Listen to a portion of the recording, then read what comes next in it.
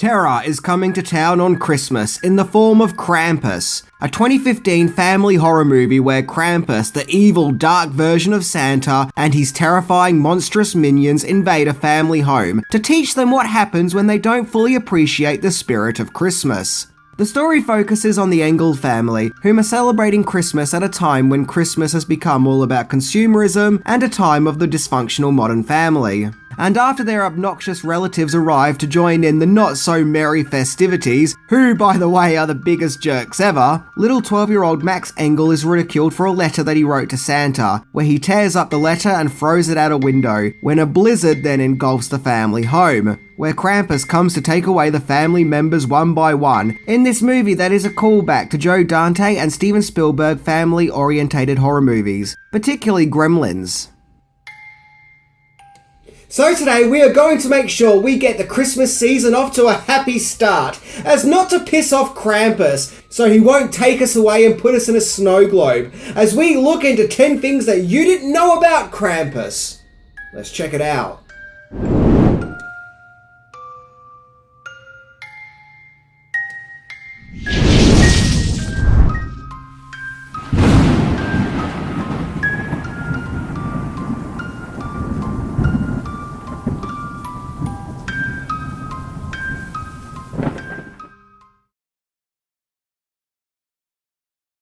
Number 10, based on a real disturbing legend.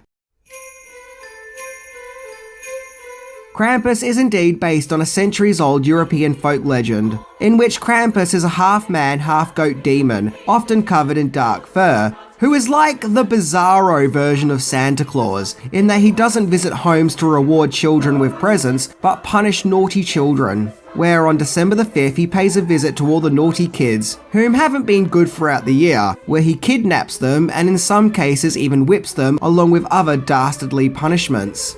And it has even been suggested that he is in limbo with Satan, or is even the Dark Lord Satan himself. It's not known when exactly the Krampus legend started, but it's been suggested that it's been around since the 17th century. So there you have it, guys. If you're good, Santa will bring you an Xbox, but if you've been a little shit, then Krampus will eat your soul. Number 9, the movie started with an ecard. Krampus was directed by filmmaker Michael Dougherty, who worked on the scripts for X-Men 2 and Superman Returns, as well as directing Trick or Treat and Godzilla King of Monsters. He had always wanted to make a Christmas-themed horror movie, and Krampus started in the most interesting of ways, with an ecard. When someone sent him an ecard which featured Krampus on it, which as he described was love at first sight, where he explained that after receiving the ecard, he wanted to make a Christmas-themed horror movie involving the festive beast, and thus the Krampus project finally started to take off in 2011. Dougherty says that the reason he finds Krampus interesting is because he's dark and playful, not the unstoppable monster that kicks down your door and rampages your home and grabs you. He also spoke of the movie being a dark version of a Christmas family movie, but the biggest question is, how dark should the movie be? Number 8, Krampus was going to be a lot darker. Dougherty originally envisioned Krampus to be more in tune with horror Christmas classics like Silent Night, Deadly Night and Black Christmas. Basically, it was going to be more rough around the edges and balls-to-the-wall horror, with a grindhouse vibe. And to go with the rougher, old-school feel, Dougherty wanted to start the movie with the 1980s Universal logo, which would have been awesome. However, Universal weren't convinced of Krampus being an R-rated horror movie, and only felt more comfortable with a PG-13 rating. So Krampus became less grindhouse like those old-school Christmas horror movies, and became more Spielbergian, with more of a fun, playful vibe, more in tune with movies like Gremlins and Goonies. In a way, Krampus was in the same vein as Stranger Things before Stranger Things even came out. Number 7, filming locations. Despite the fact that Krampus is set in American suburbia, the movie was actually filmed in New Zealand, namely Wellington. The opening scene where we see the hectic shoppers at a goods store was filmed at a real New Zealand department store, of which only took one day of filming. And about that scene, Is it just me, or does the sequence feel like it's trying to emulate those disturbing Black Friday videos where we see shoppers beat the crap out of each other just to get reduced price products? Supposedly, over 90% of the film was filmed on sound stages in New Zealand at Stone Street Studios, continuing a legacy started by Willow and followed by Lord of the Rings of having big budgeted Hollywood movies being filmed in New Zealand. And to be honest, when I first saw Krampus, I had no idea it was filmed in New Zealand, so props to them for that. Number 6. Lord of the Rings Special Effects Wizards. As the movie was filmed in New Zealand, naturally the special effects for the movie were provided by Weta Digital, which is a Wellington-based special effects company, who started off by making special effects for TV shows like Hercules and Xena, along with earlier Peter Jackson movies like Heavenly Creatures and The Frighteners. However, Weta really came into mainstream domain thanks to providing the effects for Jackson's Lord of the Rings trilogy. The effects they provided for Krampus are pretty good. I love the dark, almost fairy tale-esque atmosphere they give the movie. It feels threatening and sinister. The gingerbread men look a little CGI and cartoonish, but I think that they were meant to. The Christmas monster Jack-in-the-Box puppets were really creepy and unique.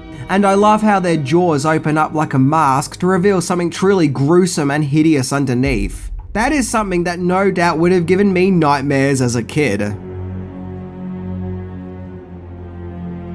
Number 5. Short movie within a movie.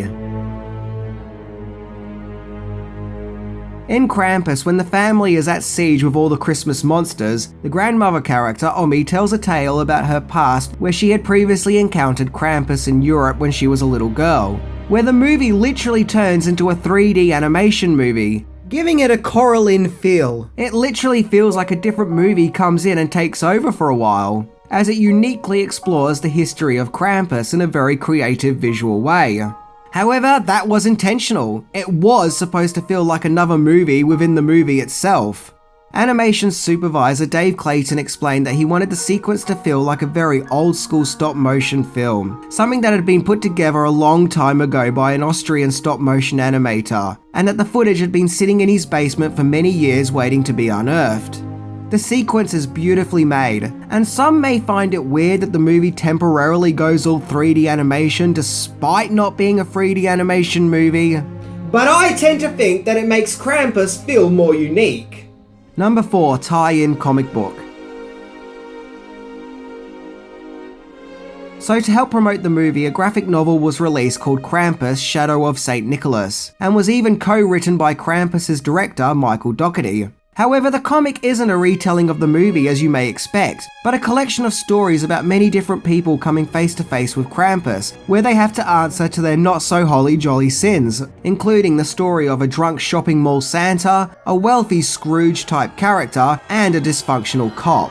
The novel expands on the movie's universe and builds more of the mythology up. In addition to that, the comic looks really creepy, recreating that dark fairy tale-esque atmosphere of the film. So I would say if you're a fan of the movie, then check out the graphic novel comic, as it's the closest we'll probably get to a sequel of the movie.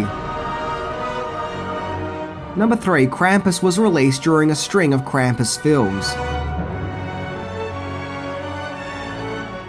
1 year after the release of Krampus, I saw a DVD at my local JB Hi-Fi for a movie called Krampus 2: The Devil Returns. And my immediate thought was that this was a direct-to-video sequel to Krampus. However, it was a sequel to Krampus, but not the 2015 Krampus, but a different Krampus movie. A 2013 movie called Krampus, the Christmas Devil. But things only get more confusing from here, as the very year that Krampus 2 came out, another Krampus movie came out called Krampus Unleashed, which was also a straight-to-video release, and not related to the Hollywood Krampus or the other Krampus Devil series. And upon doing more research, I discovered that in 2015, the same year that Michael Dougherty's Krampus was released, there was yet another Krampus movie. Once again, a straight-to-video effort called Krampus: The Reckoning. In fact, there are a ton of Krampus movies that came out at that time. Damn, I just can't keep up with all these Krampus movies. This is too much Krampus for one sitting. The weird thing is, I don't exactly remember there was much of a demand for Krampus movies a couple of years ago. So I don't know how this trend / onslaught caught on. Number 2, the design of Krampus. So the big question is, how will Krampus look in the film? Traditionally, throughout history, through illustrations, Krampus has been seen as a demonic goat beast, covered in dark fur. However, for the Krampus movie, I feel like they ditched the traditional look in order to make the character look more like an evil and twisted version of Santa Claus. I always found his long and droopy mouth to be creepy, and almost like a mask, suggesting something more horrific behind the surface. The hoofs and goat horns were still used for the movie version of Krampus though, which is a nice touch. The actor who played the part, Luke Hawker, explained in a special behind the scenes video that the Krampus face was meant to look like a demon wearing the face of an old dead man, which does make Krampus look pretty damn creepy. He even showed us what it's like to operate the suit from the inside, to which he described as playing a video game with your whole body.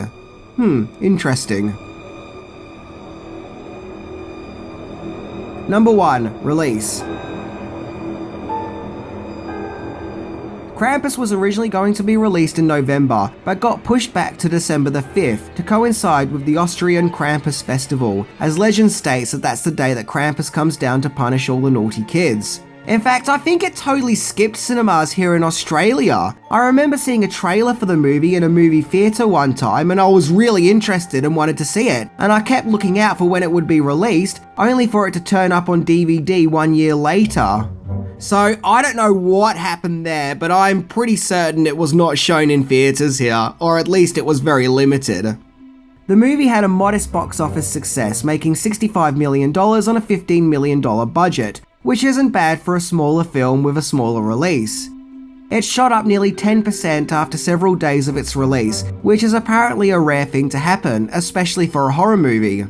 Despite its pleasant and somewhat unexpected success, it still couldn't beat The Hunger Games: Mockingjay Part 2. The movie got pretty impressive reviews from critics too, as it was compared to the works of Joe Dante, naturally. But 5 years later, I feel like it's become an underrated, forgotten movie. I say if you want some Christmas thrills and need a break from watching Gremlins so many times, then check out Krampus. It's just refreshing to see a modern horror film that is an interesting original story and not a sequel or remake that doesn't rely on jump scares along with interesting character development. Seriously, it's worth a watch. And what better time to watch it than Christmas to remind us all what happens when you break the Christmas spirit. Not to mention the fact that the ending of the movie is so dark and so haunting. Seriously, Krampus has a seriously ballsy ending. So anyway, that was my look into Krampus, a fun horror film for all those who like extra dashes of terror to go with their Yuletide fun. If you're a fan of those fun, playful horror movies from the 80s like Gremlins or Poltergeist, then Krampus is the movie for you. Anyway, I'm Minty, and remember guys, be good to your family members or Krampus will mess you up. See ya!